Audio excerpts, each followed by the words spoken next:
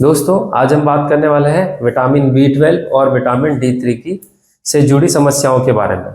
So most commonly दोस्तों आप सभी ने देखा होगा, I think most of you must have experience, किसी ना किसी को आपके घर में विटामिन B12 D3 की कमी के कारण बहुत सारी समस्याएं देखने मिलती हैं। दोस्तों विटामिन B12 की जो समस्या है बहुत ही आम है, बहुत ही कॉमन हो गई है।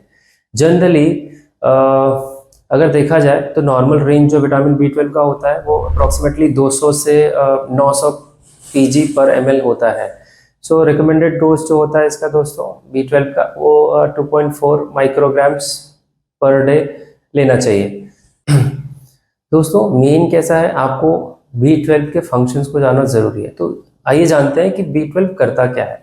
सो जो B12 है वो हमारा जो डीएनए है उसका सिंथेसिस करता है, मतलब उसको बनाने में हेल्प करता है। हमारे बॉडी में जो एनर्जी प्रोडक्शन है उसके लिए आपका B12 रिस्पॉन्सिबल। दोस्तों जो हमारा सेंट्रल नर्वस सिस्टम है, मतलब जो हमारी नसें हैं मेनली, उसको संतुलित रखता है, उसको नॉर्मल रखने का काम, उसके फंक्शंस को नॉर्मल रखने का काम विटामिन B12 करता है। दोस्तों जो शाकाहारी होते हैं उनमें B12 की कमी बहुत आम है, बट ऐसा नहीं है कि अगर आप नॉन वेजिटेरियन हैं तो आपको B12 की कमी नहीं होगी। बहुत सारे लोगों में जो नॉन वेजिटेरियन भी होते हैं उनमें भी B12 की कमी होती है। सो ऐसा कुछ एक स्टेटमेंट नहीं है कि आप शाकाहारी हैं तो आपको B12 कम होगा और नॉन वेजिटेरियन है तो आपको नहीं होगा, ऐसा ज़रूरी नहीं है। But most of the time अगर आप वेजिटेरियन हैं, बिकॉज जो वेजिटेरियन सोर्सेस हैं B12 के वो हम सब लोग कम पसंद करते हैं या कम खाते हैं, बट जो नॉन वेज है वो आपको B12 भरपूर मात्रा में नॉन वेजिटेरियन सोर्स से मिल जाता है।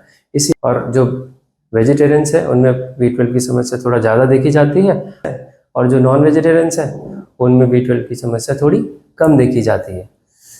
सो देखा ऐसा गया है कि 50% लोगों में B12 की डेफिशिएंसी होती ही होती है। आइए इसके सिम्टम्स के बारे में समझते हैं। तो B12 से क्या क्या आपको हो सकता है। तो B12 की कमी से आपको जनरलाइज वीकनेस हो सकता है, आपको कमजोरी हो सकती है, आपको थकान लग सकती है, आप थोड़ा भी चलते हैं तो आपकी सांसें फूल सकती है, आपको ऐसा मन करेगा कि मैं कहीं बैठ जाऊं। तो कभी कभी आपके हाथों पैरों में झंझनाहट हो सकती है, पैरों के तलवे में जलन जैसा महसूस हो सकता है। दोस्तों जनरली जब B12 कम होता है तो हमारी जो नसें हैं, नस के ऊपर एक लेयर है जिसको हम माइलिन शीथ बोलते हैं।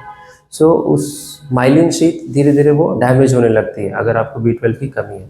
जब आपका माइलिन शीथ डैमेज होता है तो एक तरह से हमारा नर्व अफेक्ट हो रहा है। जब नर्व अफेक्ट होता है तो नर्व क्या करता है, मसल्स को न्यूट्रिशन वगैरह देने का काम करता है। बट मसल्स को अगर इनफ न्यूट्रिशन नहीं मिलता है तो हमारे मसल्स वीक होने लगते हैं, हमको मायोपैथी भी हो सकती है।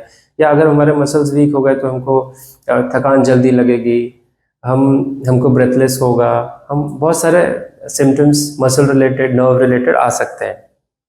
कोई भी काम करेंगे तो जल्दी से थकान महसूस करेंगे, आप थोड़ा चलेंगे तो भी ऐसा लगेगा कि चलो बैठ जाता हूँ या सो जाता हूँ।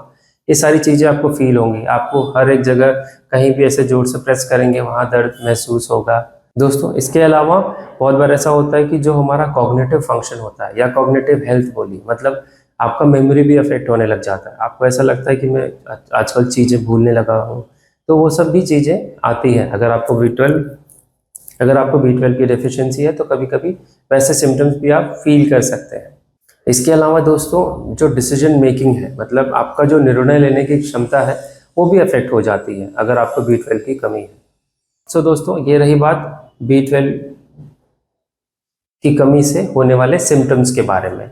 आइए अब उसके कॉजेस के बारे में समझ। सो दोस्तों B12 की कमी होने का कारण, जैसे कि मैंने बोला, तो डाइटरी इंसफिशिएंसी। सो जनरली अगर आप B12 रिच चीज़ें नहीं खा रहे हैं, मतलब ऐसे पदार्थ, ऐसे खाना पीना नहीं खा रहे हैं जिसमें B12 पाया जाता है, तो आपको उसकी कमी होना लाजमी है। या फिर ऐसा भी हो सकता है कि जो आप B12 रिच चीज़ें खा रहे हैं उसमें पर्याप्त मात्रा में B12 नहीं है।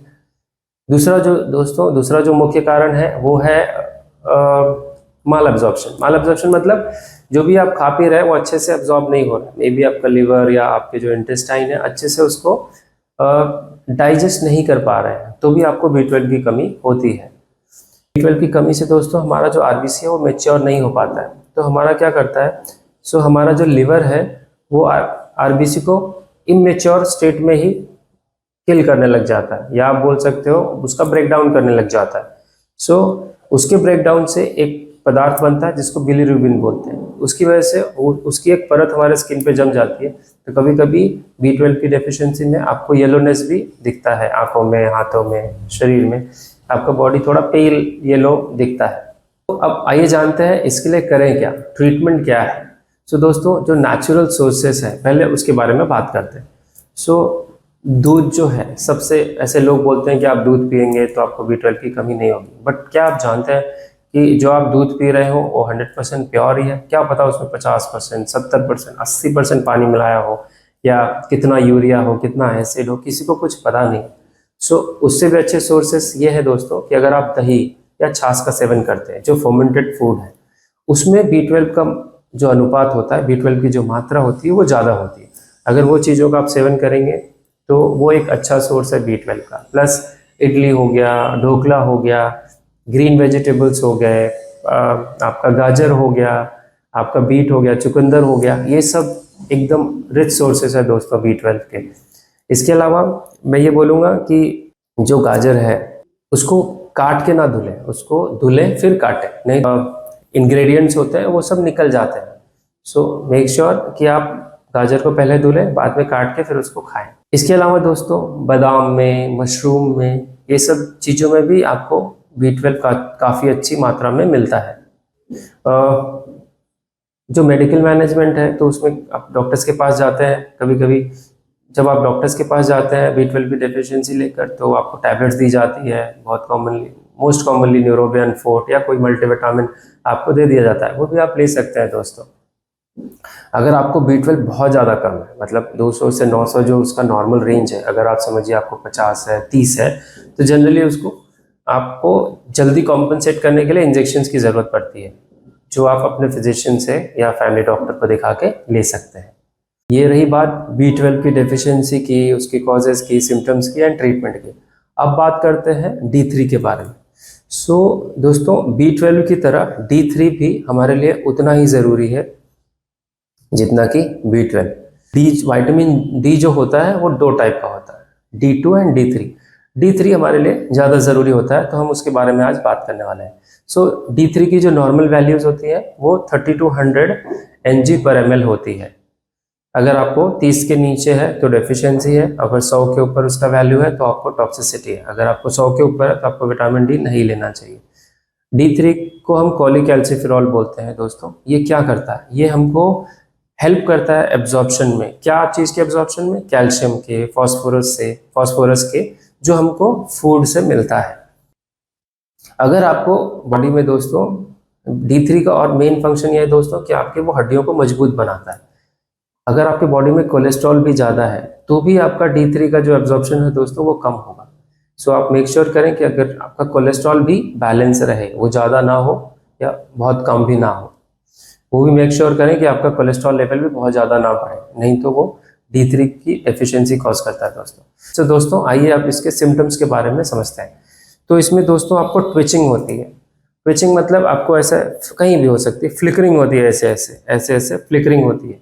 वो मसल वीकनेस की वजह से हो सकता है दोस्तों। सो आपको मसल इम्बैलेंस होगा, मसल वीकनेस की वजह से ट्विचिंग होगा, आपको टेंडरनेस फील होगा, आप कहीं भी ऐसे प्रेस करेंगे आपको दर्द फील होगा, और आप जल्दी थक जाएंगे, आपको फटीग फील होगा थोड़े थोड़े काम में। जैसे B12 में आपको दिखा कि B12 में आपको फटीग फील होता है, यहाँ भी आपको दोस्तों फटीग फील होगा। सो आइए जानते हैं अब इसके कॉजेस के बारे में। अब अगर आपको इसका प्राइमरी फर्स्ट कॉज जो है दोस्तों, if you are not getting enough sunlight exposure, आपको अगर ज़्यादा सनलाइट नहीं मिल रही है, आप हार्डली 2-5 मिनट के लिए हल्का सा धूप लग रहा है, तो उससे आपको विटामिन डी नहीं मिलने वाला है। सो एटलीस्ट सुबह का जो धूप होता है दोस्तों, आपको आधा पौना घंटा बैठना चाहिए, अगर आपको नेचुरल सोर्सेज से विटामिन डी को कॉम्पनसेट करना है तो। दूसरा जो कॉज है दोस्तों, डाइटरी इनसफिशिएंसी। विटामिन डी से रिलेटेड फूड अगर आप नहीं ले रहे हैं पर्याप्त मात्रा में, तो भी आपको विटामिन डी की कमी देखी जाएगी। तीसरा है पुअर डाइजेस्टिव सिस्टम। जैसे कि मैंने अभी B12 के बारे में बात की दोस्तों, वहाँ अगर डाइजेस्टिव सिस्टम आपका खराब है तो आपको D3 एब्जॉर्ब होगा ही नहीं, तो उस कंडीशन में भी आपको D3 की डेफिशिएंसी होगी। चौथा जो मेन कारण है दोस्तों, हाइपोथायरॉयडिज्म। अगर आपको थायराइड है तो भी कैल्शियम और D3 की मात्रा को कम करता है। अब चलिए इसके ट्रीटमेंट के बारे में बात करते हैं। सो जो इसका ट्रीटमेंट है दोस्तों, पहले तो नॉर्मल वे से ही कैसे उसको ठीक करें वो देखा जाए। सो इसके जो रिच सोर्सेस है दोस्तों, विटामिन डी क्या क्या चीज़ों में मिलता है उसके बारे में बात करते हैं। सो आप ऑरेंज जूस जो होता है वो बहुत अच्छा सोर्स है विटामिन डी का, उसमें भरपूर मात्रा में विटामिन डी होता है। आपका जो एग योक है उसमें भी विटामिन डी बहुत अच्छी मात्रा में होता है, वो आप ले सकते हैं। कर्ड में बहुत अच्छी मात्रा में विटामिन डी मिलता है। इवन जो हम मशरूम खाते हैं वो भी एक बहुत अच्छा सोर्स है विटामिन डी का। मिल्क भी आप ले सकते हैं, मिल्क भी एक अच्छा ही सोर्स है। इसके अलावा जो पालक होता है उसमें भी विटामिन डी भरपूर मात्रा में पाया जाता है। सो ये सारे विटामिन डी के सोर्सेस है दोस्तों जो आप ले सकते हैं। इसके अलावा अगर आपको समझिए बहुत ज़्यादा विटामिन डी कम है, मतलब जैसे नॉर्मल वैल्यू 30 से 100 है, आपका समझिए 10 है, 5 है, तो आइडियली पहले आपको टैबलेट्स ले लेनी चाहिए। जो बहुत कॉमनली जो टैबलेट्स आते हैं कोलिकैल्सिफेरॉल के, जैसे मैं किसी कंपनी को नहीं प्रमोट करता दोस्तों, तो मैं किसी का नाम नहीं ले रहा हूँ, बट विटामिन डी जो कोलिकैल्सिफेरॉल है 60,000 यूनिट्स में वंस अ वीक जब आप लेते हैं तो एटलीस्ट फॉर 6 to 8 वीक्स लेना चाहिए। वो भी काफ़ी हद तक आपके विटामिन डी को कॉम्पनसेट कर देता है। सो उससे रिलेटेड जो सिम्टम्स है वो काफ़ी हद तक मिनिमाइज हो जाते हैं। बहुत सारे लोग वंस अ वीक के फॉर्म में लेते हैं, कोई कोई वंस अ मंथ के फॉर्म में लेता है, कोई कोई लोडिंग डोजेजेस होते हैं दोस्तों, कोई कंटिन्यूस 4 दिन लेता है, फिर हफ्ते में 2 बार लेता है, फिर महीने में 1 बार लेता है, वैसे भी लोग लेते हैं। सो बिना प्रिस्क्रिप्शन, बिना अपने डॉक्टर की सलाह आपको अपने मन से ये टैबलेट्स नहीं लेनी चाहिए। आप डॉक्टर को दिखाएं, अगर आपको डेफिशिएंसी है तो आप उनसे सलाह लेके आप ये टैबलेट्स कंटिन्यू